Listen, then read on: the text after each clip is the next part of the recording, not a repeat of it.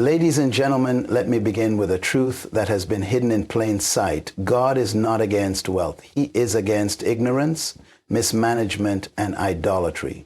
Financial success is not a mystery in the kingdom. It is a formula clearly outlined in Scripture. Today I want to reveal 8 powerful biblical principles that, when applied, can transform your financial life.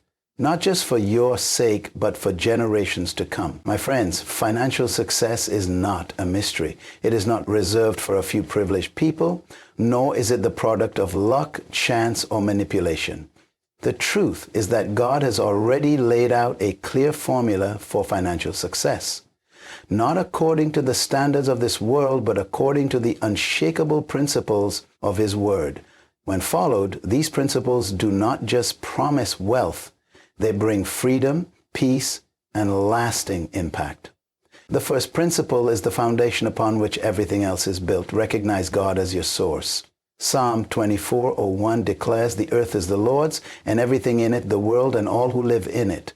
Until you settle in your heart that God is your source, not your job, your business, or your investments, you will always live in anxiety and limitation. Your employer is not your source. It's merely a channel. The economy is not your source. It is merely a system. God is your source. He is the one who gives you the power to get wealth. There is a man I know who worked in the corporate world for over 20 years. When the company downsized, he lost everything. He became depressed because he thought his source had dried up. But when he shifted his mindset and began to trust God as his source, doors opened for him to start a small business that now employs over 30 people. Recognizing God as your source sets you free from the fear of lack and the stress of striving. The second principle is equally important. Practice stewardship, not ownership.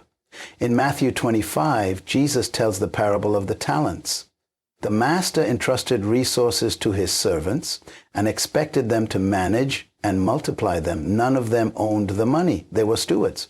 This principle is where many people fail. They live as owners instead of stewards, forgetting that everything in their hands belongs to God. Stewardship is accountability. It means you will give an account of how you use your resources, your money, time, skills, and opportunities. There was a single mother I once spoke to who was drowning in debt, but she made more than enough to live comfortably. Her issue wasn't income.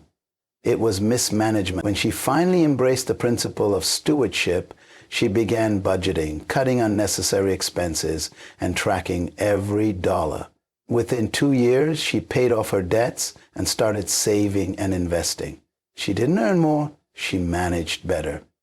The third principle in the biblical formula for financial success is one that offends the natural mind but unlocks supernatural provision. Tithe and give generously. Proverbs 3:9 says, "Honor the Lord with your wealth, with the first fruits of all your crops." God doesn't need your money, but He requires your obedience. Tithing is not a divine fundraising scheme. It is a spiritual test. It declares who is first in your life. The tithe is not about amount, it's about order.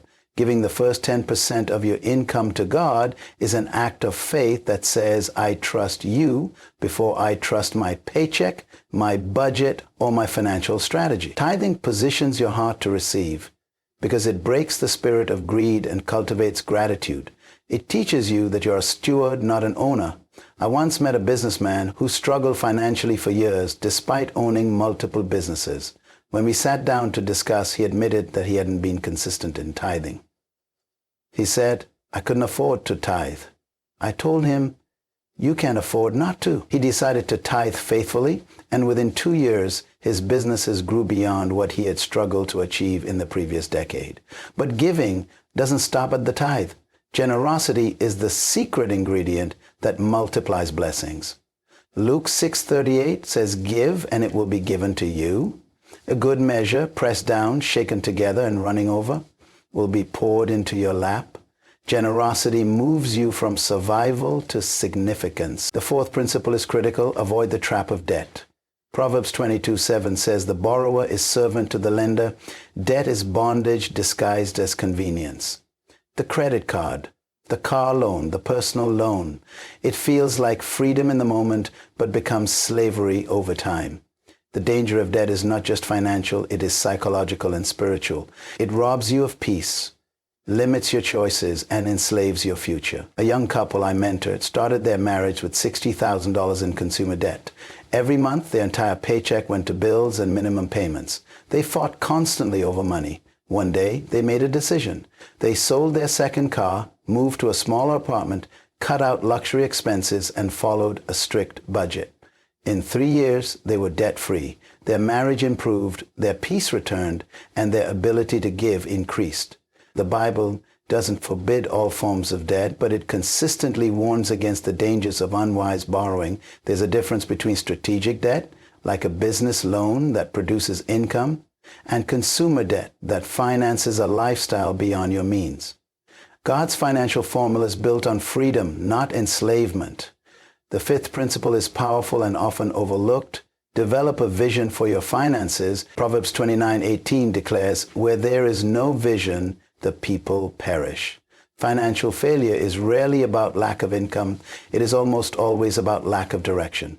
Money without a vision has no purpose, and when money has no purpose, it disappears.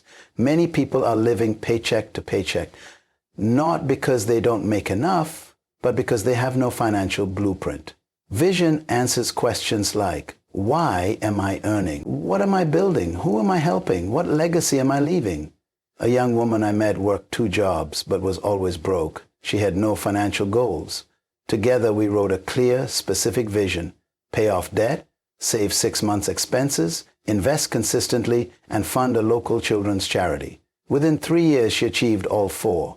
Her income hadn't tripled. Her vision had. The sixth principle is the backbone of every financial breakthrough. Work diligently and with integrity. Ecclesiastes 9:10 says, "Whatever your hand finds to do, do it with all your might." God is not in the business of blessing laziness. He blesses the work of your hands, not the wishes of your heart.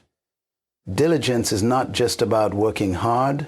It's about working consistently, strategically, and wholeheartedly. It's showing up early, staying focused, learning new skills, and going the extra mile, even when no one is watching. I knew a janitor who treated his job as if he were the CEO of the building. Years later, that same man became the building supervisor, then the property manager.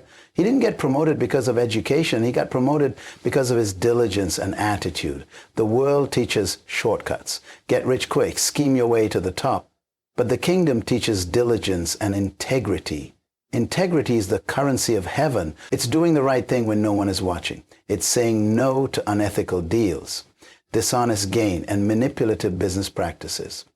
The seventh principle separates those who merely earn from those who build lasting wealth. Save and invest wisely. Proverbs 21:20 says, "The wise store up choice food and olive oil, but fools gulp theirs down." Wisdom is proven by the ability to keep and multiply, not just to receive. Saving is a discipline that reflects foresight. It is understanding that seasons change and that today's abundance may not always last. Joseph taught this principle when he interpreted Pharaoh's dream in Genesis 41. He didn't just warn Pharaoh about famine. He gave a strategy: store up during the years of plenty so Egypt would thrive during the years of lack. A young man I mentored started saving 15% of his income. At first, it was $100 a month. Over 5 years, he accumulated enough to start his own business without borrowing a dime. His peers laughed at him when he said no to vacations, but when he opened his own company, they asked how he did it. The difference wasn't income. It was foresight and discipline. Saving alone is not enough. Jesus told the parable of the talents to highlight the principle of investment. The servant who buried his money was called wicked and lazy, not because he stole, but because he failed to multiply what was entrusted to him. Investment doesn't always mean stocks or real estate. It may mean investing in skills, relationships, or opportunities that produce income over time. A family I know inherited a modest sum and purchased a small rental property.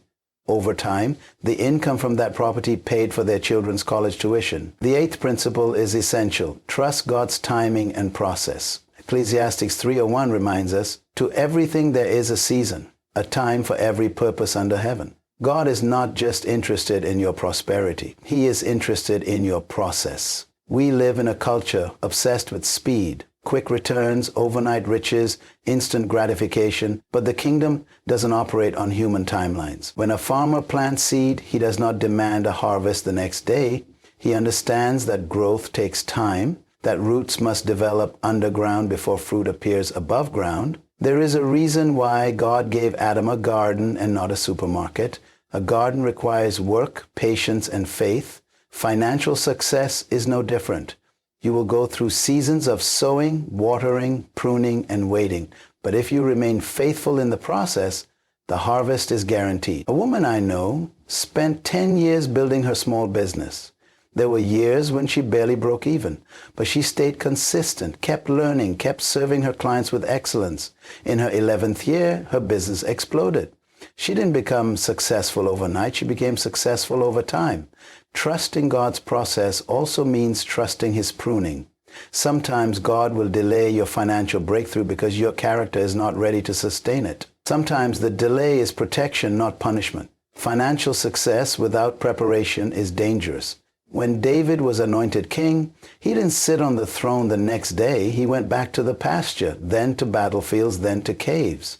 God was not just preparing his crown, He was preparing his character. Financial success is never about speed. It is about stewardship, process, and trust. Financial success is not reserved for the elite. It's accessible to all who apply the principles of the kingdom. This is not prosperity gospel. This is purpose gospel. Wealth is not the goal. It's the tool to fulfill your assignment. You were not born to struggle paycheck to paycheck. You were created to be a channel through which heaven's provision flows. So rise up, renew your mind, and embrace the biblical formula for financial success. Because when God blesses you, it's not just about what's in your hand. It's about what you're willing to release through it.